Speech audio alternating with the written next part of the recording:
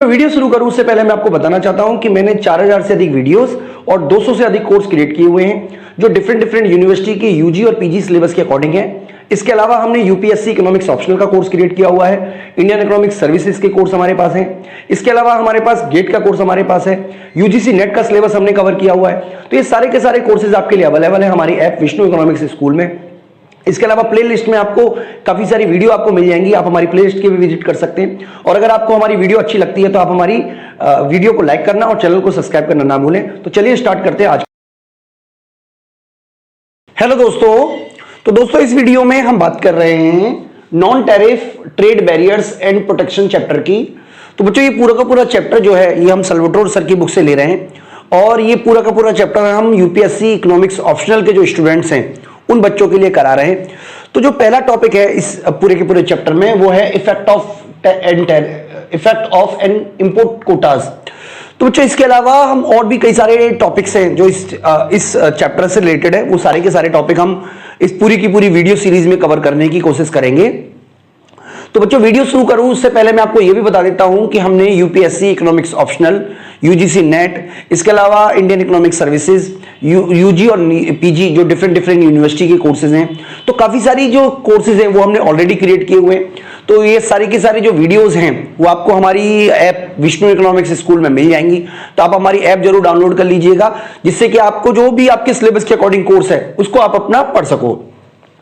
तो बच्चों मैं आपको बता देता हूं कि इंपोर्ट कोटा क्या होता है। देखिए इंपोर्ट कोटा जो है वो ट्रेड रिस्ट्रिक्शन का एक तरीके से डायरेक्ट मेजर है। आप कह सकते हो कि जब इंपोर्ट कोटा का मतलब होता है किसी गुड्स को इंपोर्ट करने के लिए जो मैक्सिमम अमाउंट ऑफ लिमिट होती है वो डिसाइड कर देना। बच्चों मैं आपको ये भी बता देता हूं कि इंपोर्ट कोटा के ऊपर हमने ऑलरेडी एक चैप्टर बनाया हुआ है, हालांकि वो प्लेलिस्ट में जब आप देखोगे तो वो नीचे मिलेगा। लेकिन इंपोर्ट कोटा में हमने काफी सारे ऑलरेडी इंपोर्ट कोटा क्या होता है, कितने उसके तरीके हैं, क्या क्या उसके फैक्ट्स हैं, ये सब कुछ हमने ऑलरेडी आप बच्चों को लगभग 5 वीडियो के थ्रू करवाया हुआ है। लेकिन इस वाली वीडियो में हम इस टॉपिक को इसलिए कवर कर रहे हैं क्योंकि वो जो पूरा का पूरा चैप्टर है वो सल्वाटोर सर बुक से नहीं है, लेकिन ये जो टॉपिक है ये हम सल्वाटोर सर की बुक से कवर कर रहे हैं। तो चलिए स्टार्ट करते हैं। जो टॉपिक है इंपोर्ट कोटा का, तो इंपोर्ट कोटा का जैसा कि मैंने आपको मतलब बताया था कि इंपोर्ट कोटा का मतलब होता है कि जो गुड्स आप विदेशों से खरीद रहे हो उसकी एक मैक्सिमम लिमिट डिसाइड कर देना। तो इसका क्या इंप्लीकेशन होगा ये हम समझते हैं और साथ ही साथ हम ये भी समझेंगे कि इंपोर्ट कोटा जो है उसका इंप्लीकेशन टैरिफ से किस तरीके से अलग होता है।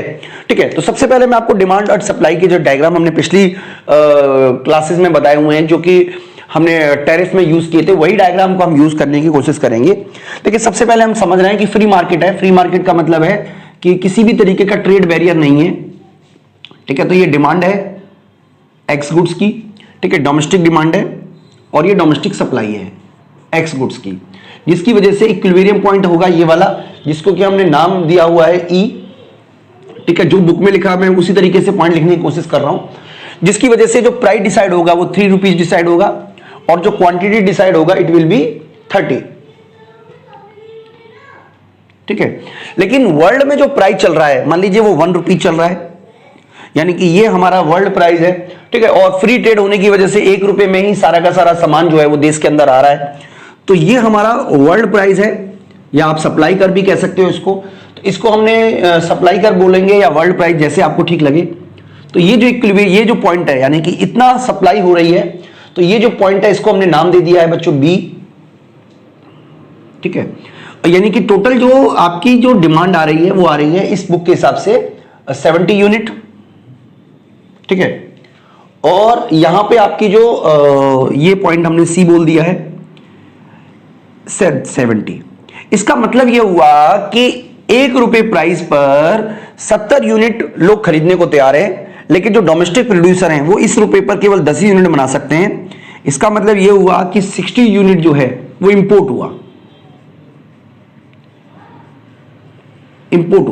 ठीक है, अब मान लीजिए कि गवर्नमेंट ने क्या कहा, एक तरीके से टैरिफ एक तरीके से इंपोर्ट कोटा डिसाइड कर दिया और ये डिसाइड किया गया कि केवल 30 यूनिट तक ही आप इंपोर्ट कर सकते हो।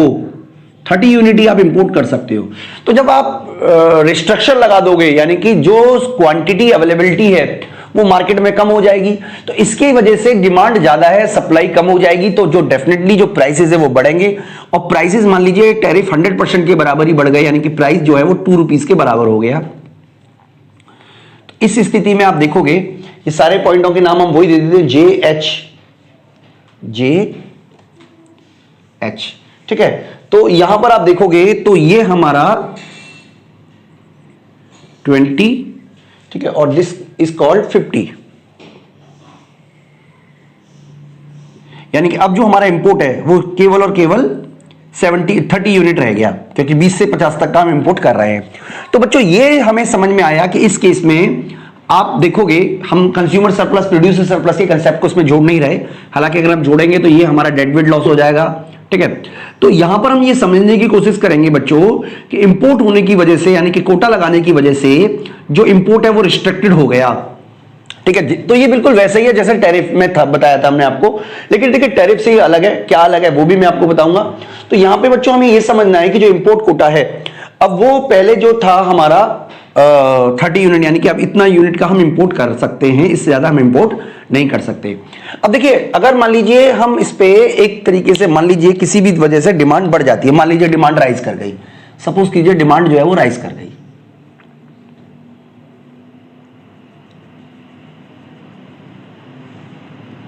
ठीक है।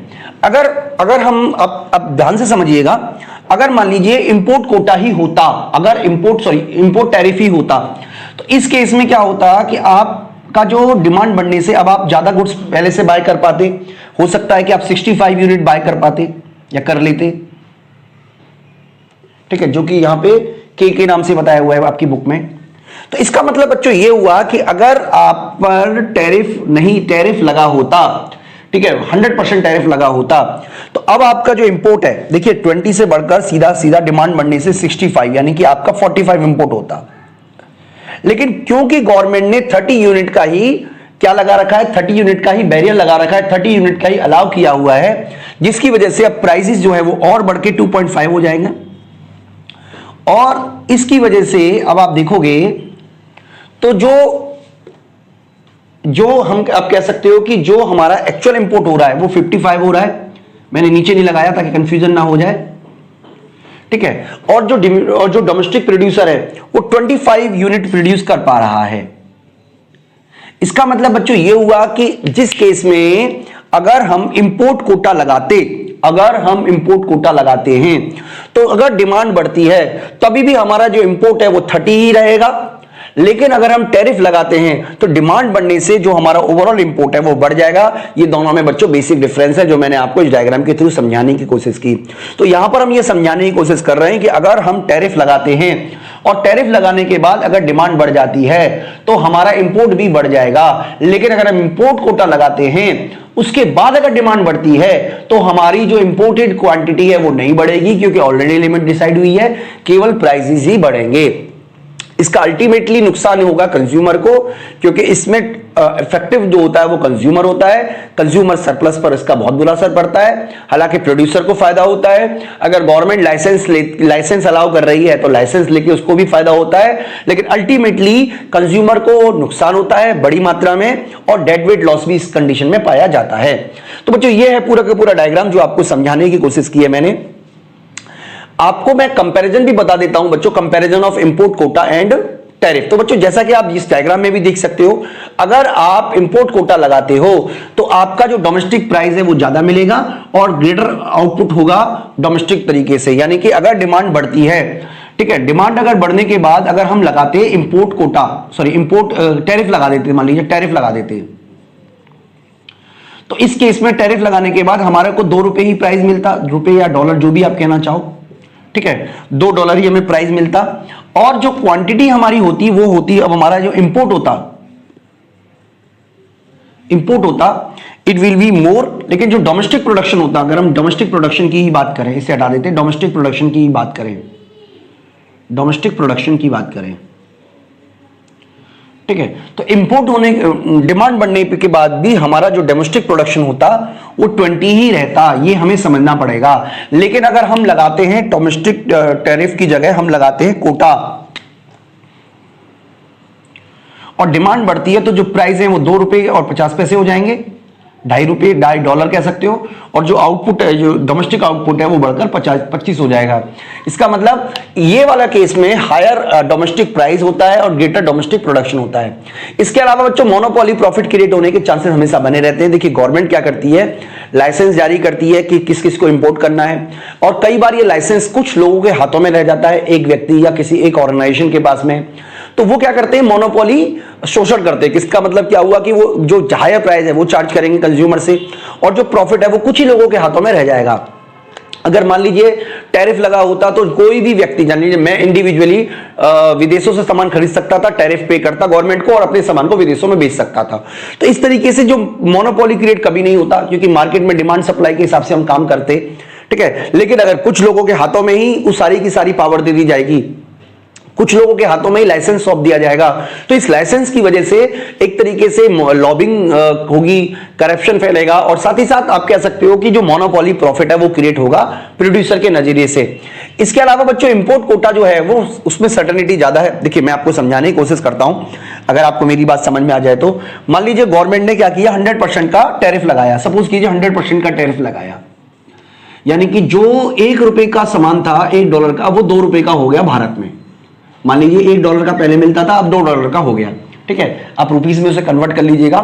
लेकिन जो विदेशी सामान आ रहा है, हो सकता है कि वो अपन उसका जो प्रॉफिट है वो मान लीजिए वो $2 हो रहा है या $2 हो रहा है, वो अपने प्रॉफिट में कमी कर दे, यानी कि अब वो क्या करेगा, केवल $1.5 में अपना सामान बेचना शुरू कर दे। भाई हो सकता है कि जो सामान वो $1 में बेच रहा था, अब वो उसको ही आधे $1 पे बेचना शुरू कर दे, और आधे $1 पे आप 100% टैरिफ लगाओगे तो वो $1 का ही हुआ, यानी कि प्राइस तो चेंज हुआ ही नहीं।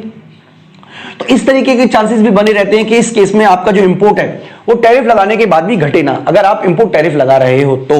लेकिन अगर आप इंपोर्ट कोटा लगाते हो, क्योंकि इंपोर्ट कोटा में क्वांटिटी फिक्स होती है, तो उस केस में चाहे वो अपने प्राइसेस को घटा ले तो भी इंपोर्ट जो है वो 30 ही रहेगा।